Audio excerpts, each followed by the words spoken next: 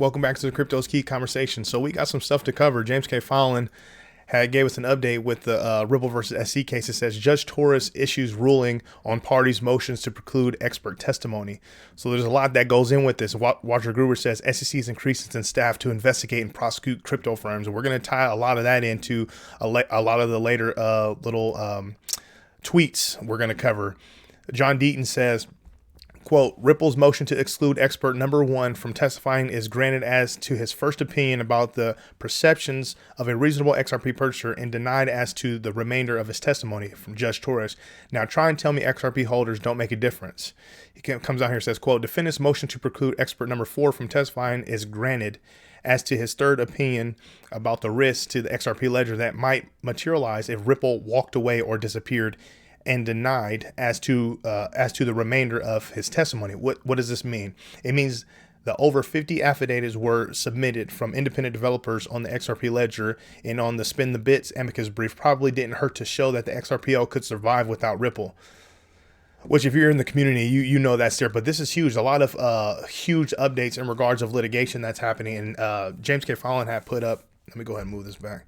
James K. Fallon came and put up this Dropbox of the SEC versus Ripple ruling on the Daubert motions. So we're just taking victory after victory. Apparently there's some stuff in here. I haven't read it personally that may, not be as great for Ripple, but in the grand scheme of things, they're doing quite well.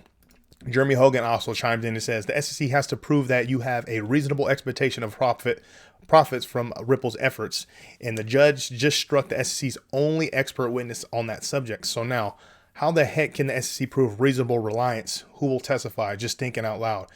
Which, I mean, he has a solid point here. If that's the only expert that they have, which we knew that was just shameful the way that he went about doing his investigation. And they, obviously they paid this gentleman, a lot of money to do a lot of nothing in this sense. So the fact that was shot down and that's the only person that they have representing them in that argument, I mean, what straws are they going to grasp for now? Like, what other excuse or other tactic are they going to use except for delay at this point? But this is in the hands of the judge now at this point, so it's not like they can just continue to do their tactic of delay or we're going to try this and we're going to try that. It's like, hey, we're coming to the conclusion here. I mean, I think they were saying something along the lines that like the end of the month or at the very latest late May, June time. So their days are numbered. We're going to see what's happened. Obviously, there's been talks and speculation of summary judgment, but that's something that we'll handle as we kind of progress through this thing. But we have some good news here.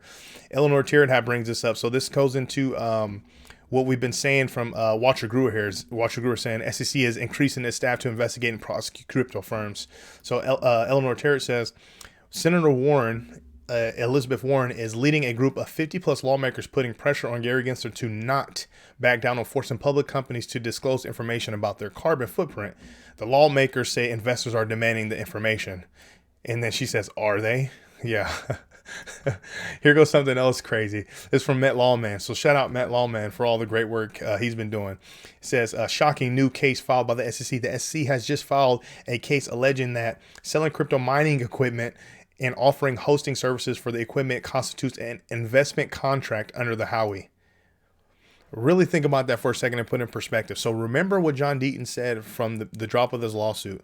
This is more than Ripple and XRP. They're coming after everything. And now we're really starting to see it. I mean, they've already tried to go after, decentralized exchanges, centralized exchanges, staking platforms, lending and custody platforms, and all these other projects and blockchain companies. Now look at this. They're coming after crypto mining equipment and hosting services. And they're saying it's an investment contract under the Howey.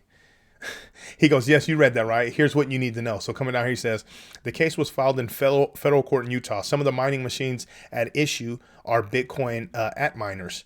To my knowledge, the SEC has never issued guidance, formally or informally, that even hinted that selling mining equipment could be an unregistered securities offering.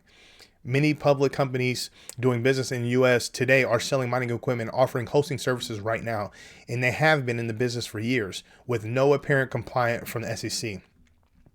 He continues, the SEC's attempt to extend its jurisdiction to sales of mining equipment with no prior warning is just the latest in a growing line of cases where the SEC is attempting to stretch beyond the statutory authority. The overreach is accelerating. Congress needs to act.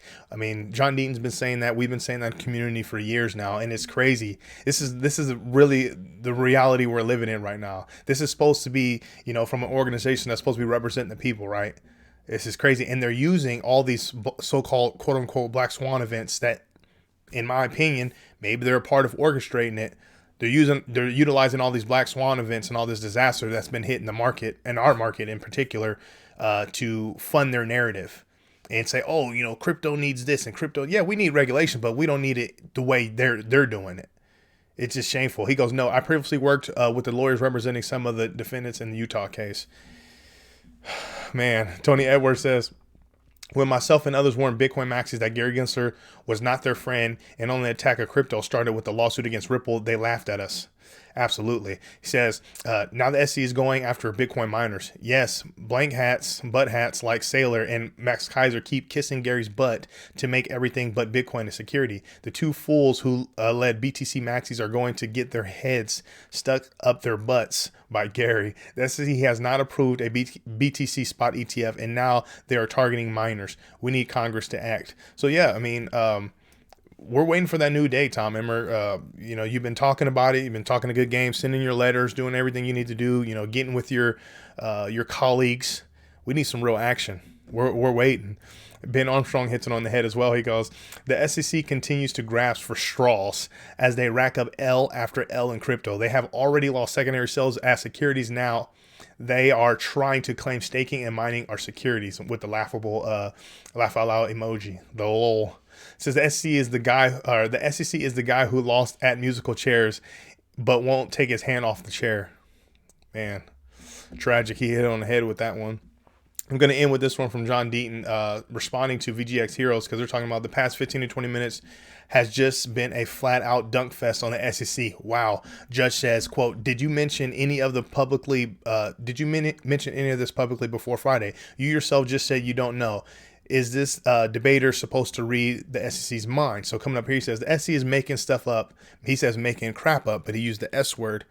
Is making crap up as it goes regarding anything crypto. In the Ripple versus SC case, they argued Hinman's speech was a personal opinion, not guidance. When the judge ordered the emails discoverable, they flipped and argued it was guidance for corporation finance, which we covered that on this channel as well. He continues, when I asked the judge for leave to file a motion to intervene, they told the judge I was misinterpreting the SEC's allegations, and because the SEC was not alleging XRP itself as security, then in response to my motion to intervene, the SEC said XRP itself represents the security.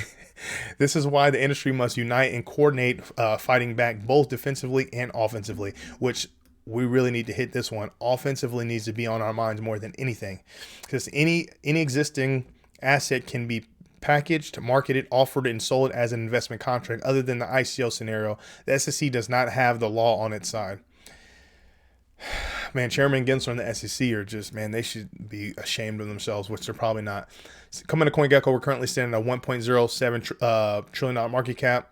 Bitcoin sitting at 22,438. Ethereum sitting at 1567. XRP is sitting at 36 cents. Coming over here to the Bitcoin Fear and Greed Index, we're currently sitting at a 49. So in that neutral range, it's just going to be a waiting game to kind of see what happens. As you can see, as the days and weeks unfold, we get more information. Obviously, John Deaton saying we may not get, or we shouldn't expect any true regulations until late 2025. Obviously, when the Ripple versus SC case is going to bring something, but he's pretty much saying that that's kind of what we got to hold on based on regulations so far. Hopefully, we get some sort of regulatory clarity for XRP, and hopefully it strengthens other digital assets and blockchain companies to fight the fight when SC comes after them. At the end of the day, we don't want legitimate, developers, builders, blockchain companies, and, legit digital assets that have true use case and utility. We don't want them to go down. So anything that they can get from the Ripple versus SC case, a library case, Dragon Chain, whatever it is, anything that can help strengthen them to fight back, for the overreaching, over-regulating by enforcement SEC, that's what we want, hands down. That's what I have for you. Make sure you come to the Crypto is Key Conversation YouTube channel, subscribe, follow us on Twitter at Crypto is Key 1. Really appreciate your support out there, you guys. With all that being said, stay strong out there. Be safe.